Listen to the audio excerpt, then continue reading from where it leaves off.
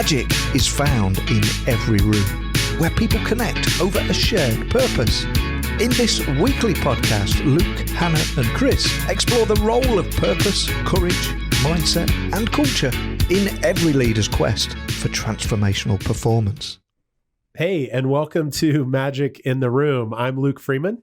And I'm Hannah Braderud, and I'm excited to be recording in my home state of Montana. We're in Bozeman today in studio here, and I get to introduce my good friend, Katie Smith, who is a marketing professional, fractional CMO. You work with companies on helping to shape their marketing strategy, but more importantly, you help companies match their marketing to their mission or their purpose, if you will.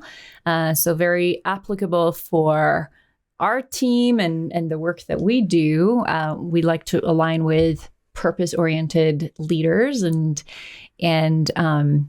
people in our ecosystem that believe similar things. And I know that you're drawn especially to social impact organizations who care about the impact that they make on the environment, on our socioeconomic systems. So I would love to hear a little bit from you, Katie, and I know you a little bit personally, so I'm not going to give away too much, but you have a background as an outdoor wilderness guide, and you use a lot of analogies from nature and from the wilderness in your marketing world, and you're a self-professed marketing nerd. So tell us, how did you get interested in this work? Yeah, I mean, if you told a 20-year-old Katie that she would be in the business world working on marketing, she would not believe you. I was really into environmental science and psychology.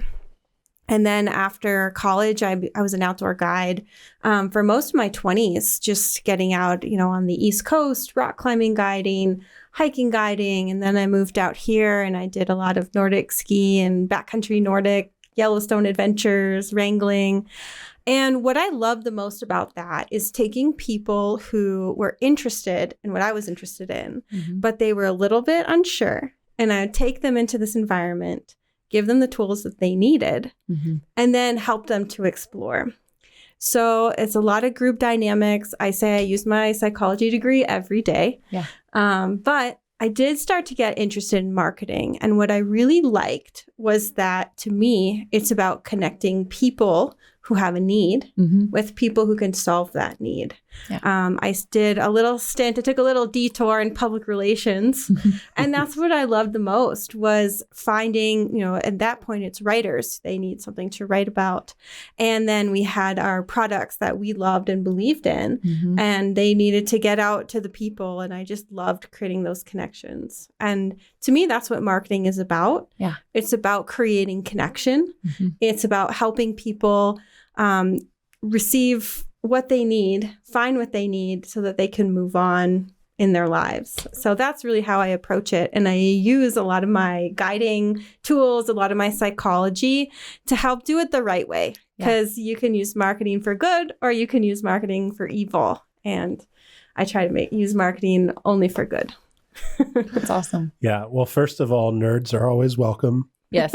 On Magic in the Room. Like we need other nerds here with us.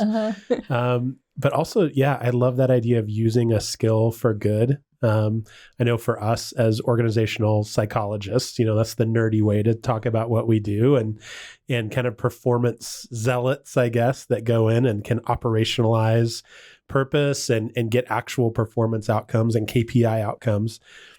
Man, you can use organizational purpose, you can use values, in a manipulative, evil way, right? It's usually not sustainable if that's the case, but you could get some short-term returns. But man, I love, like, our entire team wants to do it for good.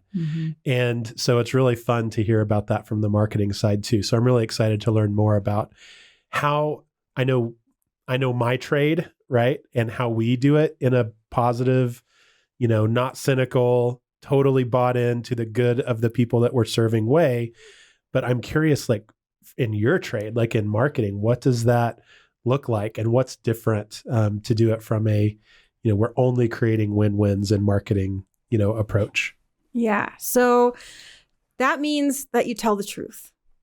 To me, marketing for good means telling the truth, the full truth, the whole truth.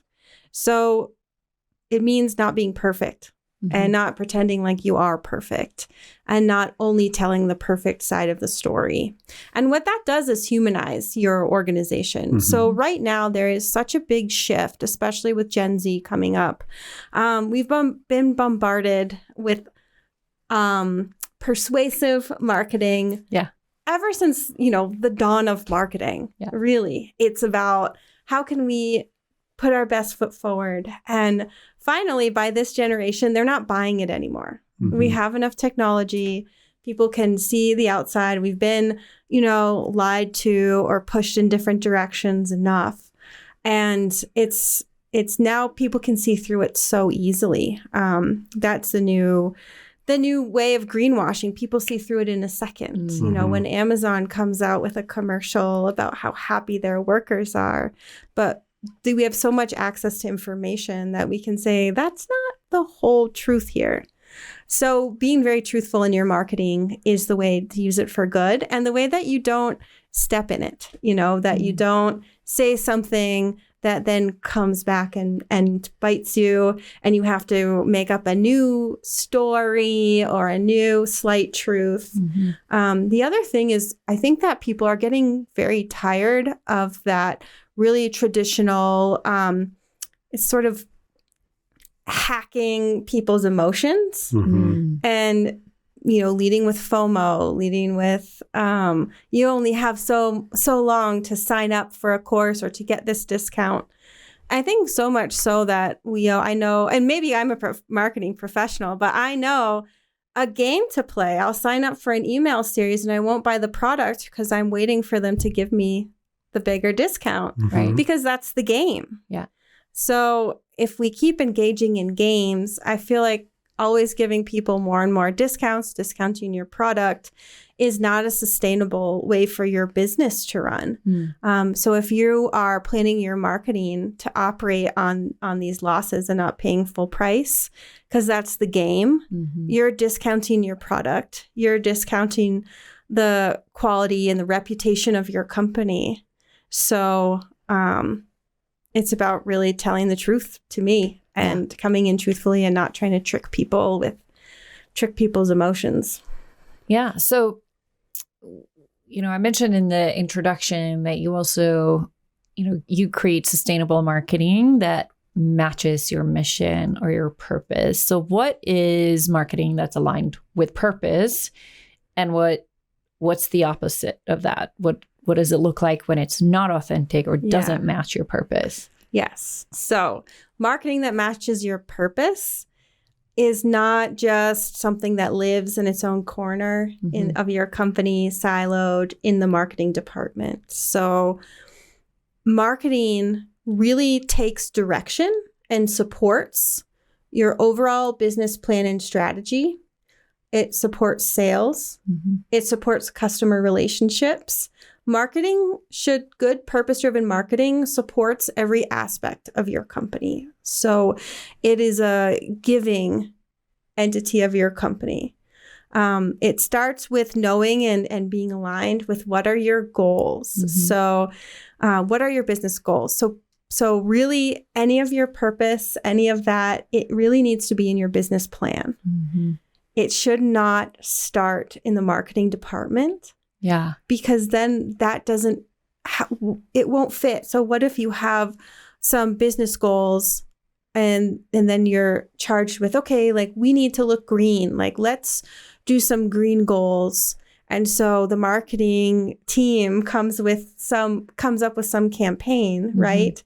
But your business goals are not aligned. Right. And so let's say you're still using a toxic company for your packaging or something like that. And your marketing department is putting out a message that says, we're going to be green by 2025. It's very easy for somebody to see, well, those two pieces aren't aligned. This company is lying to me. Yeah. So it can't just be a campaign. Marketing needs to take, I like to say, I create my sandbox when I create marketing plans from the business plan, from talking with, our business executives to see what are our real goals here and how are we going to accomplish them. And sometimes that takes some hard conversations because I may press them and say, well, you say that you want to be carbon neutral, but you're still committed to, you're trucking things across the country or something like that. So what are we going to do to mitigate that? And then that's my sandbox. How are we going to communicate that in our messaging? So everything is really aligned. And then you can take that from, the customer perspective to all the way down. So your people who are working in customer facing roles, so sales or customer service, onboarding, things like that. The customer has been promised something all the way through the journey. Yeah. And if those pieces aren't talking, you're going to miss out on your purpose, because by that time it's like a game of telephone. If everybody's not aligned, and marketing may be saying one thing that sounds nice, but then it gets to sales, and sales is like, well, I can't really do that, but I'm going to promise something else. Yeah. And then it gets to your onboarding person or the customer service rep, and they're like, that's impossible, So if your messaging starts with your marketing is not aligned, it's going to have ripple effects throughout the whole process.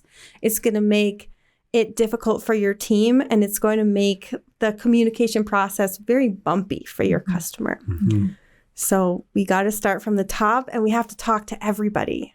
That's really that space of marketing. And that's the new wave for a CMO, is really not to be sequestered up top, but to be getting information, having a finger on the pulse of every piece of the company so that you can kind of hold everything together and make the communication streamlined. Yeah. It's really interesting because we see that pendulum from being a generalist to being a subject matter expert, like in so many different areas, right? That it's swinging away from, it went so far to, we need subject matter expertise. Specialization, where you're going to, you need our engineers to know engineering better than anyone else in the world. And that's all they ever need to know about. I'll tell them what they need to engineer, right? And now, like, organizations went so far that way. Education systems went so far that way.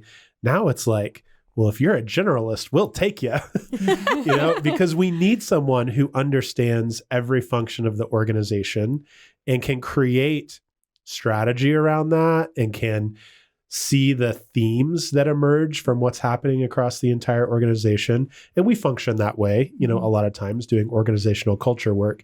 But I love that lots of these other kind of discipline roles are also seeing the need that, hey, I'm not just a logistics person. I'm not just an operations person. I'm not just a marketing person. I really need to understand the entire organization because the market keeps changing so fast. Like, we can't play telephone internally and bring all these SMEs on a new path. Like, people need to be able to pivot a little faster. So yeah, very cool. So I have a question. I know a lot of people probably come to marketing to solve problems. So this might go a little to your, PR experience as well. But say someone comes with a presenting problem of like, hey, we're doing really bad with this demographic set. Like, how can marketing help us reach those people as well? Or, hey, Wall Street is now asking for this instead of what they used to ask us for. They used to ask us for just maximizing quarterly profits. Now we have to think about our social outcomes. Marketing, please help us. Like, how do you balance solving acute problems, which are actual problems, with doing this kind of best case scenario of really top down, holistic, it's a positive strategy. Yeah. That's why I love being in the role of a fractional CMO. So fractional chief marketing officer. That means that I can jump in for pieces. It means I can come in and I have the authority to look at all of these different places. I can talk in the C-suite, see what's happening. And then I can chat farther down the line and discover where all the disconnects are. So if somebody has those specific, they always come with a specific problem. Mm-hmm. Generally, it's something like, can we get more people on social media? You know? So the first thing I always ask is why? That's the first thing that we need to establish.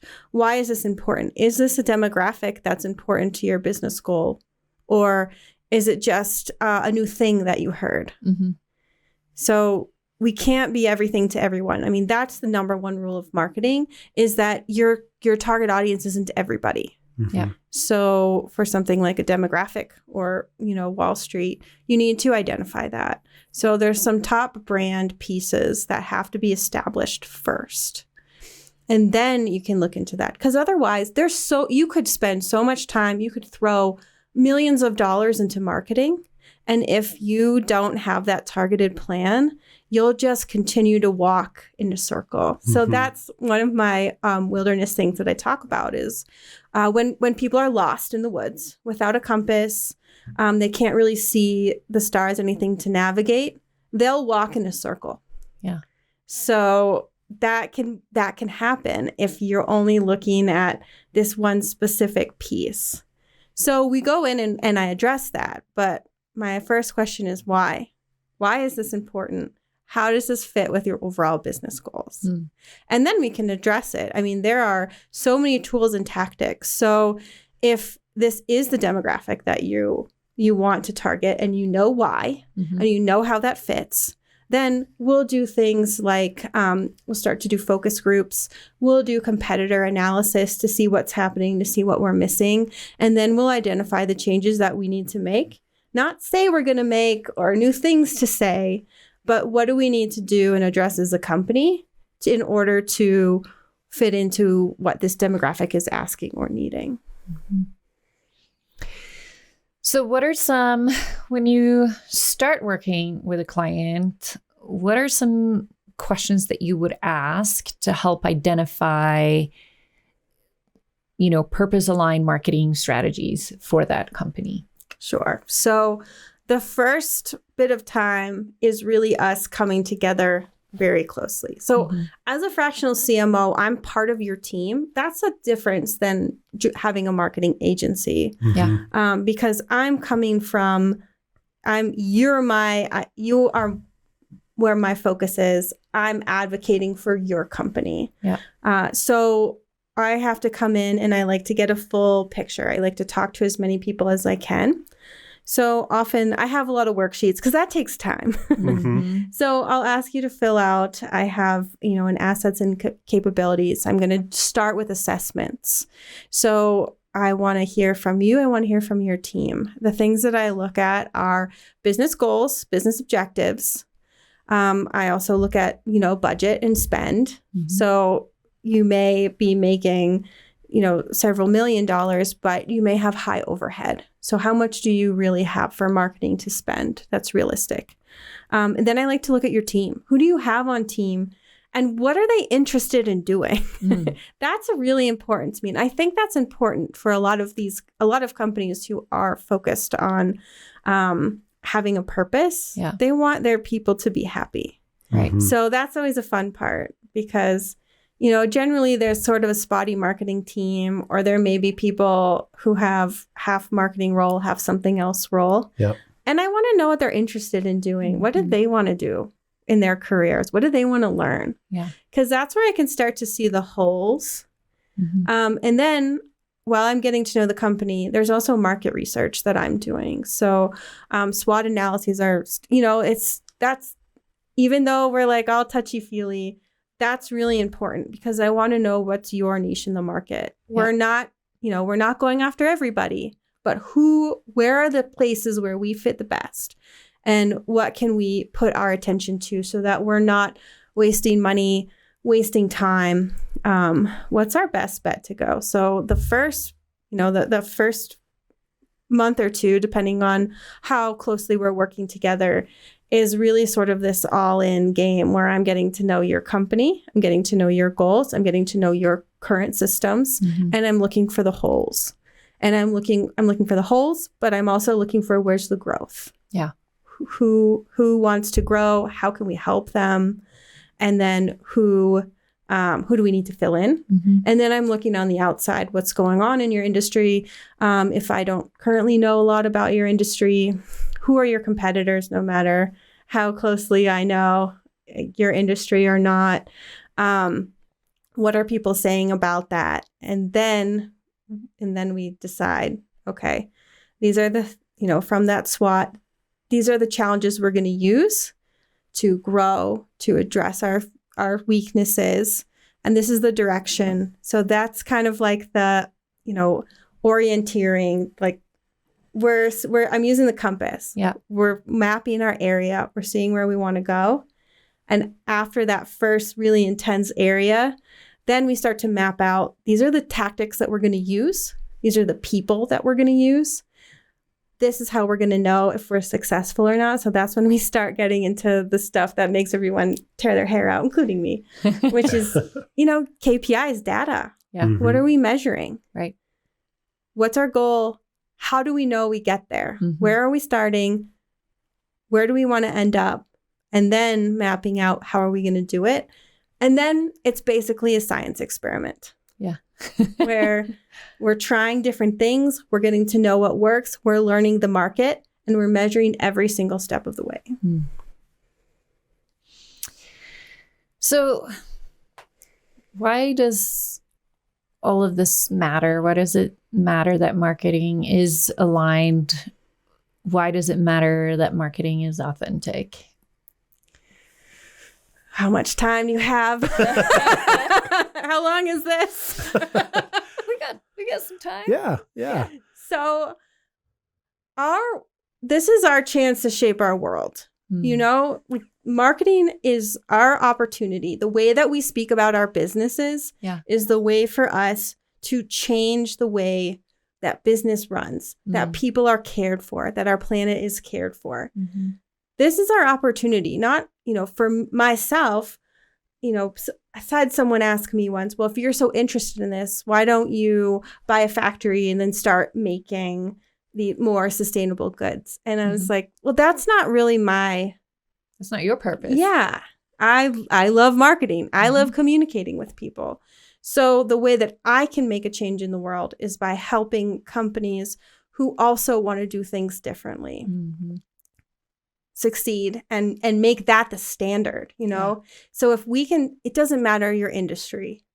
If we can change the way that we market to people, if we can show that we tell the truth, that in our business in general, we want to talk about how our business is changing the world, changing the way that we show up to our customers, that we care for our communities. Yeah. That we are not just, I think to me, like the holy grail is people, planet, profit. And there are companies who are accomplishing this. Yeah.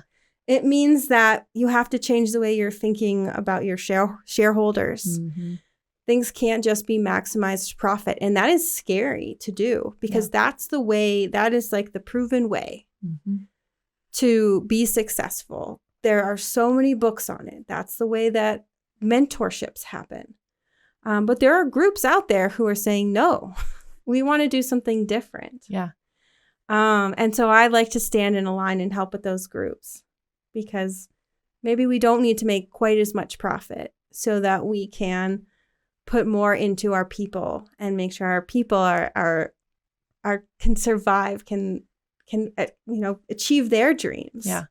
And our planet, maybe we can spend a little bit more so that we have less of an effect on our planet, so that for our children or the next generation and the seventh generation idea, if we don't have to take it all now, and we can change. I mean, business has such a huge role to play in this. Yeah. Right now, the way the economy works, businesses have such a voice. Yeah. And so if you can stand there, and it's so scary, but working with groups like you, they can say, well, I'm not just going to do the lowest common denominator thing that I know works. I'm going to take a chance, and I'm going to stand there, and I'm going to tell the truth. and I'm going to make mistakes, and I'm going to own those mistakes. In the long run, people are going to value you. And if you want an example, just look at Patagonia. Right. They are not perfect. They still have problems. They've gone through issues, but they're taking a stand. They continue to take a stand, and they take risks. Yeah. They've built themselves up so that they can take that risk, but it's that long-term goal where now people have so much trust in that company that brand is an iconic brand. Yeah. And we can make more of those. And they've created resilience within their system to be able to live out their purpose. Yep. And, as a social impact company, we just talked about Patagonia in another episode. They are a good example, right? Of not perfect, but always looking to make a positive impact. And how can we do that better? And they've become extremely profitable in the process, right? Yes. Profit has followed Patagonia because people follow Patagonia. People get excited about the brand because they connect with it. They connect with that purpose. They connect their own personal purpose with the purpose of the brand. And it creates meaningful work. Yeah. And that's a long road. Yeah. So one question that I think is related to this is this idea of making markets. And we talk about that with our clients a lot, where they say, well, no one else is doing this, or no one else has offered this service before, or no one else has taken this approach before. And it used to be that new markets for things were created pretty seldomly. Now it feels like if you have an innovative idea, there's quite a few avenues to create the market. And what I mean by market making is things like before Amazon Prime, something like that didn't exist. Right. Like no one knew there was a market for that. Well, Amazon created the market for it, and it's huge. So, take the value judgment off of if that's a helpful thing for us long-term or not. Like that's creating a market. So I'm curious from your perspective, when you work with companies that are trying to do things differently, how much does market making factor into that? And kind of what's your approach on saying, hey, I think maybe there are people out there that we don't know about, that there's not market research on, but that could be interested in this thing. How do you think about that? Yeah, so that's interesting. And it depends on, there's a lot of factors. So the first one is, if you believe in this new market, how long can you lose money? How much time can you buy yourself to stir up and create that demand? So I've been talking with a lot of people in that situation. A lot of it is really looking at people's, what are people interested, and then making educated guesses about how you can move them along. So a great example of this is the sustainable building materials industry. The sustainable building materials industry it's kind of wild. So there's a lot of stuff happening in Europe where it's much more acceptable. There are sometimes it's different materials. So it's like the straw bale housing, and then different kinds of insulation. So like one example is packing straw as insulation, so you can make these panels. And straw, to us, that's pretty terrifying because we're like, that will burn down. Yeah. But if you pack straw very, very tightly, there's no air pockets. Straw it has no nutritional value for rodents, things like that. And it can be very insulating. So you can have these manufactured panels with straw that you can put up as insulation siding, things like that. They don't have as many toxic materials. But coming over here, and there are a few people who do it now in the States, so it's very small. And so how do you put that out there in the market? So how are we changing people's minds? It's sort of like you got to jump a step in front of them and then a step in front of that. You got to keep kind of pulling them along. So that can be with that. So when you're creating a new market, like that, if you have a lot of money, then you can put a lot of money into showing how it works. Mhm. So you can do a lot of stories. I mean, you could do anything. You could have TV shows, reality TV shows where people are doing this building, and you could support that. You could go to a lot of trade shows. You could pay for a lot of public relations. So depending on how much money you have to invest is how fast you can build that market and how quickly you can push people along. So if you're going to go with a more organic route, you do a little bit of market research to see where people are. So right now, builders, I've done a little bit of research into this because I've been working with some or really interested in this niche. But right now, consumers are not so willing to pay for sustainable materials. They are extremely focused on energy efficiency. So you look at that piece and you say, well, there are all these other benefits of my, straw insulation material. Energy efficiency is up there. So let's lead with that piece. And then we introduce these other pieces in it. So you see what in your product the market is already looking for. And then you build onto that.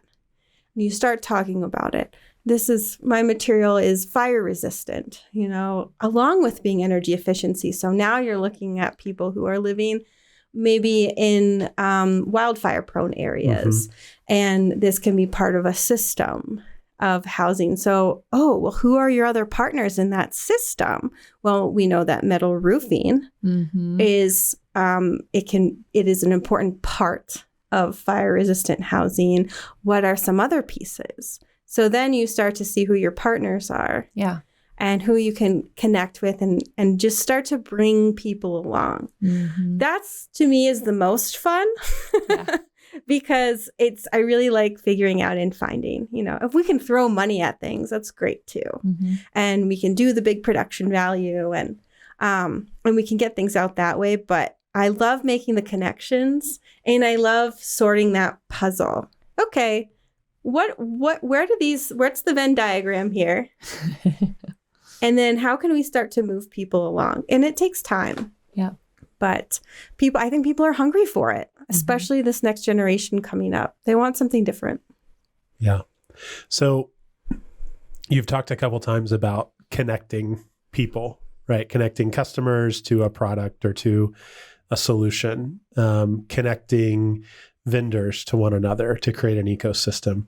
When did you first kind of discover this passion for connecting people, and how has that kind of developed over time as you've gotten clarity on, this is really a thing that I love? I think I've always done it.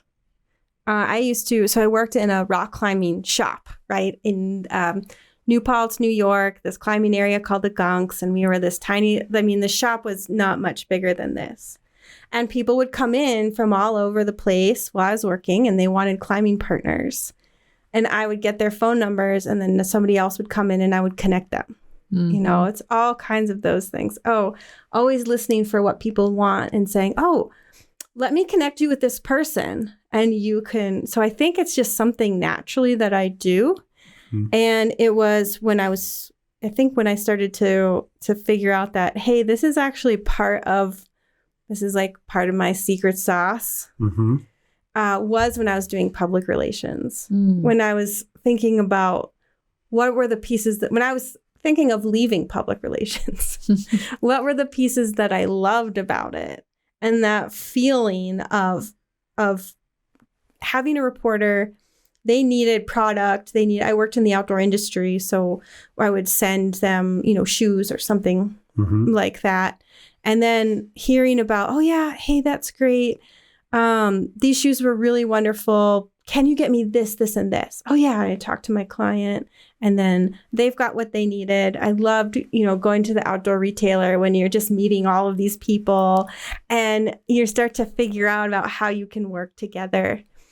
And what I didn't like about it was kind of sitting at home behind my desk when I would just send off all these emails And you know that most of them won't be returned. Mm-hmm. But I loved building those connections. When a writer would come to me, year after year, hey, it's spring I'm writing about spring season. What do you have? To that feeling that I could help them. Mm-hmm. I think that was really wonderful. And then when I really did start to switch my focus, I really just did immediately start, to marketing and not public relations. I had worked for myself in public relations. And then when I was like, this isn't for me, I started working for another company doing marketing. And it was just like, well, what about this audience? What could we do for them? How about we just start writing blogs about all of these, all of our customers and putting it out there? What about, I worked for a metal manufacturer. So it was like, how can we partner with these architects? What do they need? They need continuing education credits. Let's get them, So It was all of these thinking outside the box and doing it from that place of, what do these people need? What do they need? Do they need a checklist? We can make a checklist. Right. So that's really where that connecting has come from. And now it's one of my favorite pieces. That's part of those questions I always ask is, who are your partners? Who are you connected with? Yeah. That's awesome. So so if we think about the ecosystem, right? Who are the partners? Who are you connected with?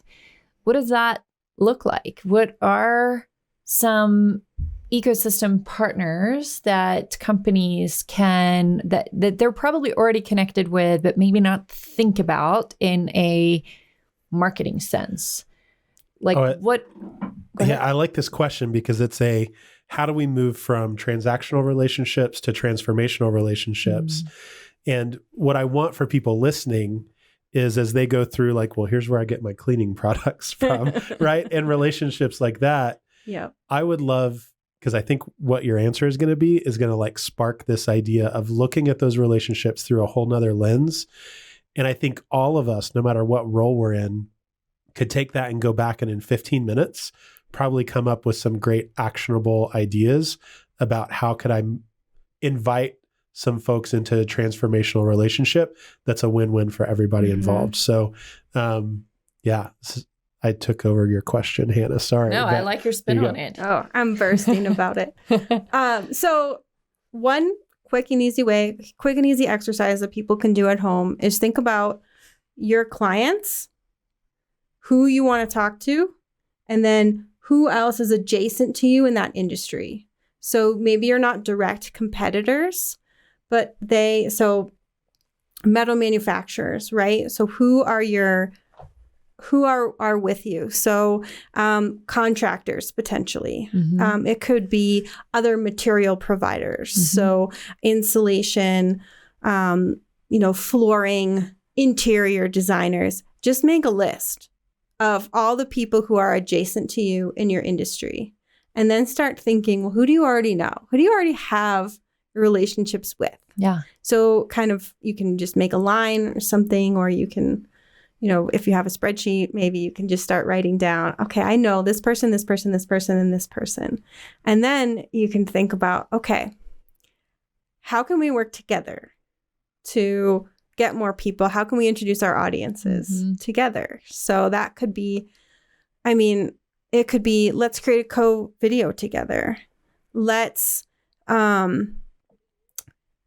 do a trade show together. Let's do an advertisement together. I'm going to write a blog about you, and then you can share that blog. So sometimes you think about, sometimes you're going to do these activities together. You're going to approach somebody and say, hey, let's do a podcast. Let's do a radio show.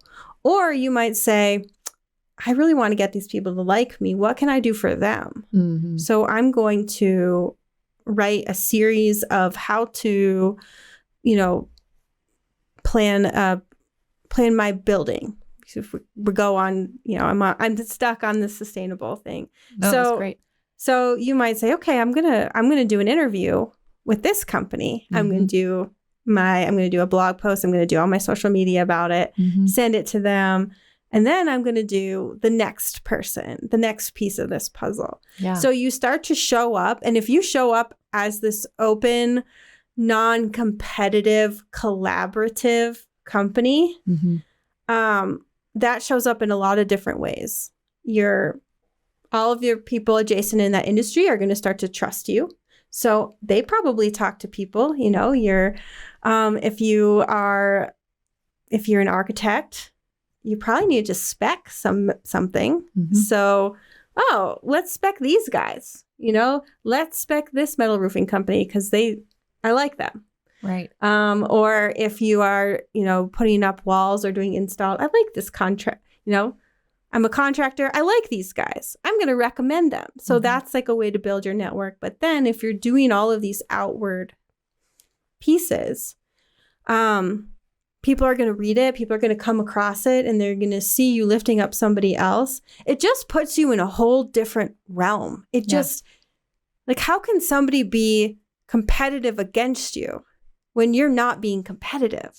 It's sort of like you're kind of like standing up there sort of above it all. It's a way that you can rise your company above that. And that's just one example of that. I mean, some of it could be collaborating with your customers. I mean, that's a really simple one. So not just, you can do testimonials, but where you are interviewing your customers and getting them some more press, getting them some things that they can post on their social media or talk about with their even just their friends if it's not B2B.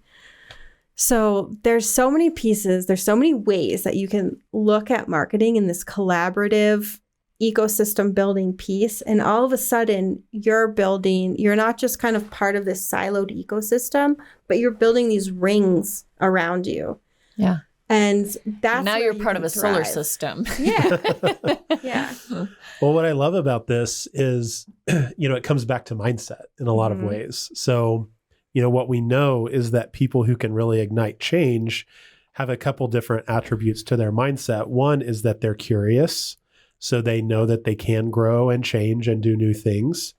And they also are in it not just for themselves, they're in it to contribute. So they have a mindset of contributing to the people around them.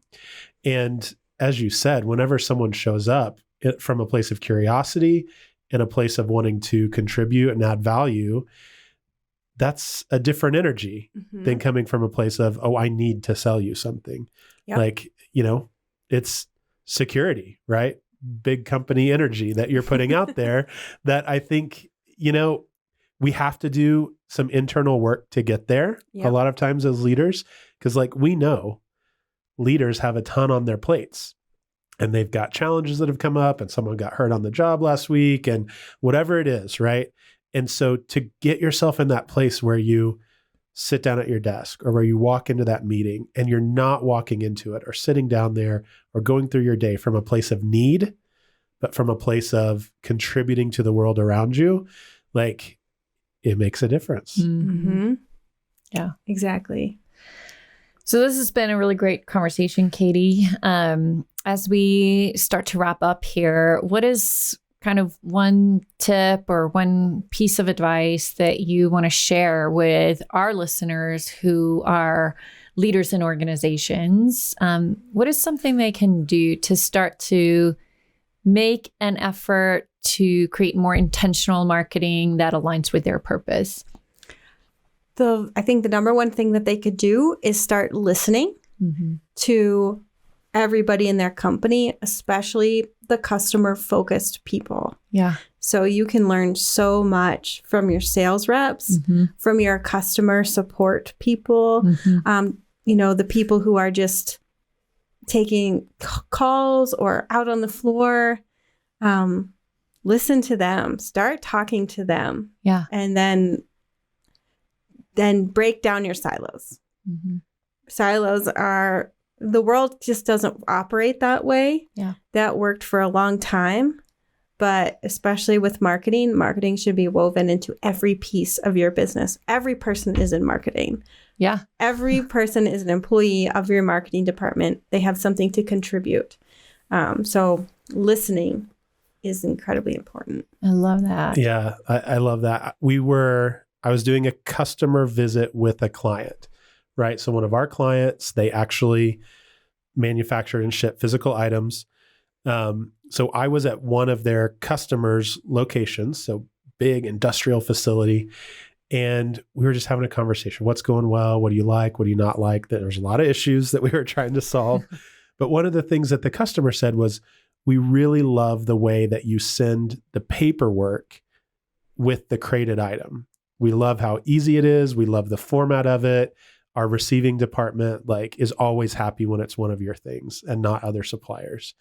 And so it's like, yes, awesome. That can be a differentiator that people at the C-suite level are not going to think about. Yeah. Right. So how do we create that line of communication, make sure there's that idea doesn't go miss? And someone in finance down the road isn't like, we can save one page an order by changing the way we are doing our paperwork, and that'll save us 20 reams a year. Yeah. That's the kind of mistakes that companies make because they don't listen. So I really love your tip. Yeah.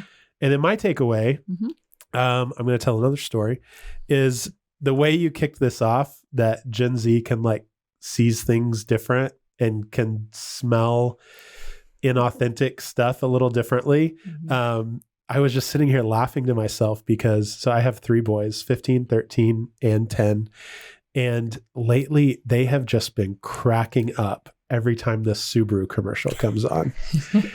And I was like, what is so funny about this? Because they're just sitting there laughing and way more than they should at a Subaru commercial. I'm like, what is going on, guys? And they're like, this commercial, it starts out with this shot of a forest, and it's wildfires, they're devastating, the landscape. Now more than ever, we have to plant trees. And then it cuts to a shot of a Subaru going through this trail. And the fact that they thought it was so funny that Subaru was using wildfires and reforestation and whatever. Now, for me, I've seen Subaru over decades, right? And there's consistent messaging, and it lands a little different with me. But the fact that it lands different from them, if I'm a leader with growth mindset, I can't ignore that, right? It doesn't matter that I don't see incongruity with Subaru. It definitely matters that the 15-year-old sees it. Yeah. Right? Because if he's sitting there laughing and I say, I'm not going to buy him a car, by the way, but say I was a family that was going to buy him a car, and I said, hey, what do you want? You're going to turn 16 here in 6 months. He would not say a Subaru. Right. Right. So if I'm Subaru, I have to listen to that and somehow solve that problem. So I don't know, that was my takeaway, is that I heard your story and I put that together. I was like, oh no, I'm now officially old, and I'm going to have to just be like, boys, tell me more about what you believe about all these things. So. Yes. Yeah. Listen to them. Yeah. They'll start telling you about monocultures from this tree planting thing. Yeah. They'll see through it. Yeah. Right. Yeah. And if they see through it, they're going to start telling you, and then you're going to start seeing it more. Yeah. And so if we keep listening to Gen Z, pretty much everybody is going to see through this stuff. So companies really need to be thoughtful about that. Yeah. So that was, I love that whole idea as we kind of close the loop here. But, as business leaders, let's listen to our team members. Let's listen to our customers. And let's listen to our children. Let's listen to the young people that are out there who are growing up in this world and making decisions right now about what kind of human they're going to be, what kind of consumer they're going to be, what are the causes they care about, what are the kinds of jobs they want, right? All of those things. And that is, maybe one of the biggest marketing messages of all is, how do we attract the kind of people that we want to have in our company that can help us grow into the future. So with that, thank you, Katie, so much for coming today. This has been a great conversation. If people want to connect with you, if they want to learn more about what a CMO can do for them, or the kind of work that you do, how can they connect with you? Sure. So you can connect with me on LinkedIn, Katie Smith, or followthewildpath.com is my website. So you can go and check that out. I don't actually spend a lot of time on Instagram, mostly on LinkedIn, Katie Smith on LinkedIn. I'll probably send you guys a link because there's a lot of Katie Smiths on LinkedIn. Oh, As soon as you said, just search Katie Smith on LinkedIn, I thought, Don't do that. I'm never going to find you. Yeah. but I love your business name, Yes. Wild Path So, Consulting. Wild Path Consulting, followthewildpath.com. That's the best place to get in touch.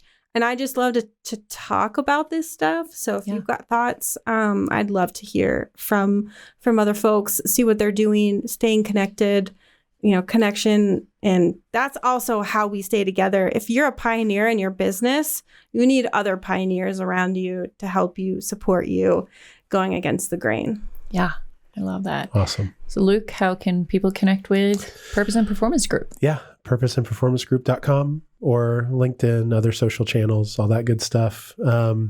We love to help you clarify what your actual purpose is, what your actual goals and vision are.